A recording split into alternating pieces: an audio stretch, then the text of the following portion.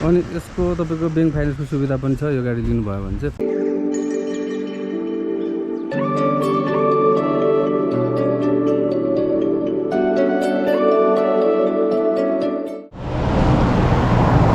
Hello नमस्कार साथीहरू, आयो हजुर सबैजना सञ्चय आर्मी हुनुहुन्छ होला। म पनि एकदम सञ्चय आर्मी नै छु। अनि यहाँहरूलाई चाहिँ सान नेपालमा एकदमै स्वागत छ हैन। आज चाहिँ म कहाँ छु भनेर भन्दाखेरि म धादिङ गल्छी बैरेनी, धादिङको बैरेनी भन्ने ठाउँमा छु। अहिले चाहिँ म यहाँ चाहिँ एउटा गाडी टेरा 16 आइचरको टेरा 16 चाहिँ डेलिभरी गर्नको लागि हामी आएको थियौँ हैन। अगाडि देख्नु भएको यो पहेँलो गाडी चाहिँ आइचरको टेरा 16 एक्सपी यो भइहाल्यो। यो गाडी चाहिँ हामीले यहाँ बिक्री गरेका थियौँ। बिक्री गरेर यहाँ हामी आइपुगेका थियौँ हैन गाडी डेलिभरी गर्नलाई। अनि अब यहाँबाट चाहिँ अब फेरि अब यो गाडी डेलिभरी भइसक्यो। अब यहाँबाट हामी काठमाडौँ जाँदैछौँ। अनि बिचमा चाहिँ एकजना दाइले चाहिँ मेरो भारतबेन्ज छ 12 चक्के, त्यो गाडी बेचिदिनु पऱ्यो भनेर भन्दै हुनुहुन्थ्यो। त्यो गाडी पनि हेर्छौँ हैन। त्यो गाडी के कस्तो रहेछ, कुन अब कन्डिसन कस्तो छ, गाडी गुडाइरहेको हो कि अब चाहिँ यतिकै थन्काएर राखेको हो कि कति वर्ष भयो हैन। त्यो सबै कुराहरू त्यो गाडीमा पुगिसकेपछि तपाईँहरूलाई हामी भन्नेछौँ। त्यो गाडी पनि सस्तोमा आउँदैछ है। त्यहाँ पुगेपछि हामी तपाईँहरूलाई गाडी देखाउँछौँ, हेर्दै गर्नु होला। गाडी चाहिँ कहाँ छ अब अहिले फोन गर्छौँ हामी, गाडी कहाँ छ, त्यसपछि हामी त्यहाँ गाडी हेर्न जान्छौँ है त। तपाईँहरूलाई गाडी देखाउनेछौँ, अन्तिमसम्म भिडियो हेरिदिनु होला है त। अनि त्यसपछि मैले भन्नु खोजेको कुरा के हो भने मेरो भिडियोहरू के कस्तो लाग्छ हजुरहरूलाई है, माया साथ सपोर्ट दिनु होला। मेन कुरा त अरूले चाहिँ अब नर्मली फोटोहरू राखेर यो गाडी बिक्रीमा यति यस्तो उस्तो भन्छ। मैले चाहिँ गाडी नै देखाएर तपाईँहरूलाई बिक्रीमा भनेर गाडी नै त्यो गाडीको बारेमा सबै गाडी के कस्तो छ हैन सबै देखाएर नै मात्रै मैले बिक्रीमा छ भनेर भन्छु। यतिकै फोटो हालेर यो गाडी बिक्रीमा भनेर चाहिँ म भन्दैन हैन।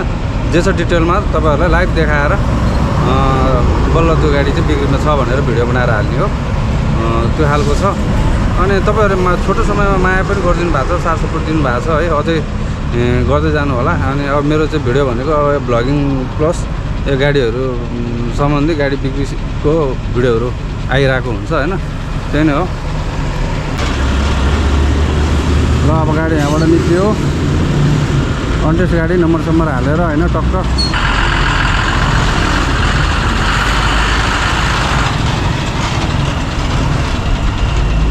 ल हाम्रो गाडी अब यहाँबाट हामी काठमाडौँतर्फ लाग्दैछौँ है त। आइचर गो हाम्रो बोलेरो गाडी।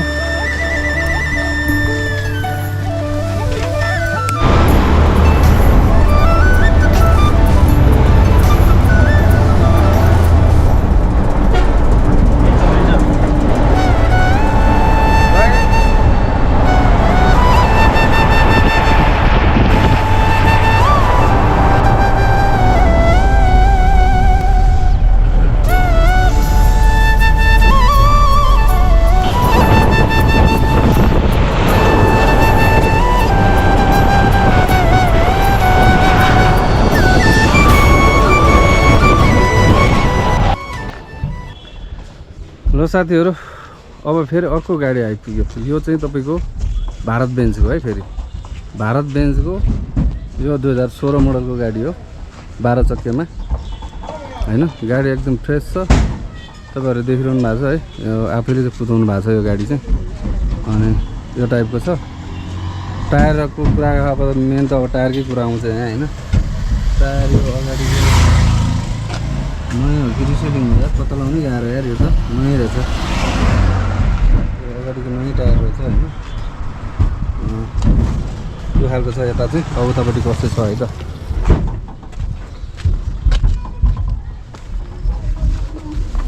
यतापट्टि पनि टायर ठिक छ, ल नयाँ टायर रहेछ है। गाडी एकदम ठिक छ। यो चाहिँ कुन एमआरएफकै रहेछ हैन। यो खालको छ गाडी। अगाडिको सिसा चाहिँ एउटा फुटेको रहेछ है तपाईँको, अगाडिको एउटा सिसा चाहिँ फुटेको छ। गाडीमा जे छ त्यो एकदम स्पष्ट जे हुन्छ त्यही नै भनिदिने हो हैन। त्यो दायाँमा अरू लपन छपन मलाई मतलब छैन कि, तपाईँहरू आफैले हेरेर लिने गाडी हो यो खालको गाडी छ। अब ट्याङ्की पनि सब ठिक छ है। यो त 400 को ट्याङ्की होला, 420 को है कतिको ठुलो ट्याङ्की छ। अनि कङ्गारुको टायरको त अब के कुरा गर्नु, कङ्गारुको टायर त यस्तै हो सबैको है, 1200 जस्तो टायरहरू पनि चल्छ भनेर। अनि यतापट्टिको यो रिसिलिङ टायर छ, रिसिलिङ टायर पनि ठिकै छ है तपाईँको। यता पछाडिको पनि कुदिरहेको गाडी हो, सिमेन्ट लिएर आएको छ है गाडीले। गाडीले सिमेन्ट लिएर आएको छ, सिमेन्ट अनलोडको कार्यक्रम भइरहेको छ है यहाँ। यो भइहाल्यो। पछाडिबाट चाहिँ अब त्यस्तै हो अहिले देखाउनलाई। अनि कङ्गारुको टायर ठिकै छ, उताको टायर कस्तो छ थाहा छैन। उताको टायर पनि यस्तै नै हो, टायर चाहिँ यस्तै नै छ। अब भित्रको के छ त है त, भित्र कस्तो छ त गाडी हेरौँ है त।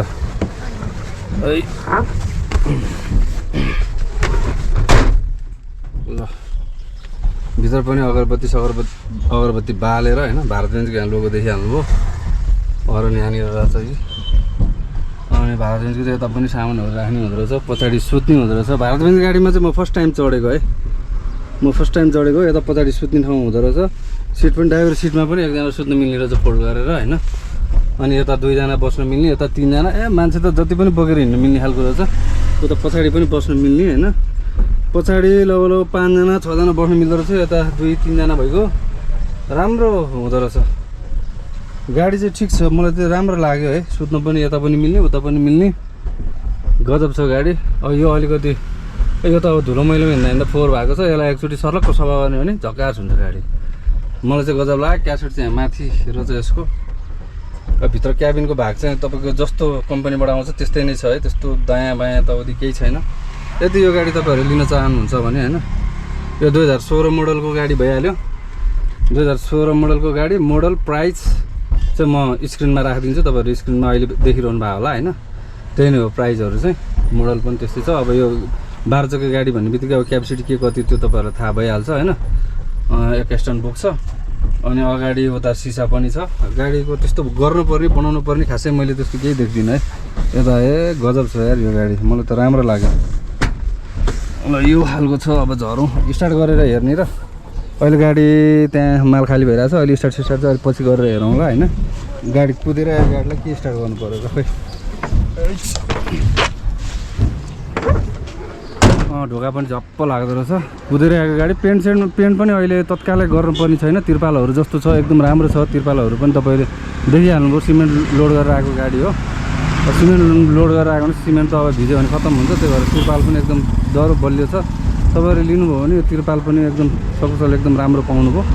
अब गाडी जे जस्तो अवस्थामा छ त्यही अवस्थामा तपाईँहरू गाडी पाउनुहुनेछ। गाडीमा भएको सामानहरू कुनै पनि अब त्यस्तो निकाल्ने भनेर अब भाँडाकुँडा यताउति छ भने त त्यो सामान्य कुरा भयो। अब गाडीमा भनौँ न उ गर्ने कुराहरू, नत्र यो गाडीको तिर्पालहरू निकाल्ने भन्ने चाहिँ हुँदैन है। अब यसको स्पेयर टायर एकचोटि हेरौँ भनेको, स्पेयर टायर कता छ, त्यहाँ बालो एकदम धुलो उड्या भएर गरिनँ। अनि गाडी पनि फेरि पुरै साइडमा चेपेको भएर चाहिँ मैले देखाउनु अलिक गाह्रो भइरहेको छ है। स्पेयर टायर यता रहेछ। यसको स्पेयर टायर यता हुँदो रहेछ, ब्याट्री यहाँ हुँदो रहेछ, ब्याट्री 2टा हुँदो रहेछ यसको होइन। यहाँनिर स्पेयर टायर छ। स्पेयर टायर चाहिँ कति ढोक्या हो, स्पेयर टायर चाहिँ खत्तमै छ होइन। जस स्पेयर टायर खत्तमै छ, स्पेयर टायर अर्को हाल्नु पर्ने रहेछ। तर गाडी चाहिँ मलाई एकदम ठिक लाग्यो, राम्रो लाग्यो। तिर्पालहरू पनि झकास छ होइन। त्यही नै हो साथीहरू। अब यस्तै गाडीहरू आउँछ है।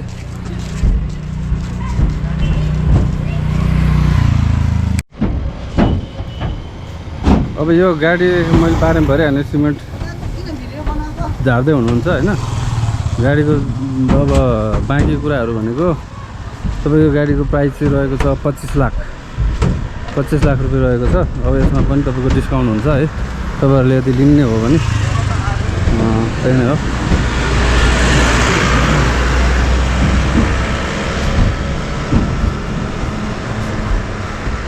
अनि यसको तपाईँको ब्याङ्क फाइनेन्सको सुविधा पनि छ। यो गाडी लिनुभयो भने चाहिँ 25 लाखमा तपाईँले ब्याङ्क फाइनेन्स चाहिँ लगभग 18 लाख सामसुन बाँकी नै 16-17 लाख बाँकी नै छ भनेको। बाँकी पैसा तपाईँले पे गरेपछि तपाईँले गाडी पाउनुहुन्छ। यसको डिटेलमा चाहिँ कति गर्ने, कति पैसा राख्नुपर्छ भन्ने कुरा, अनि ब्याङ्कमा कति बाँकी छ भन्ने कुरा चाहिँ म स्क्रिनमा राखिदिन्छु। त्यहाँनिर तपाईँहरूले बुझ्नु सक्नुहुनेछ है त, हेर्न सक्नुहुनेछ।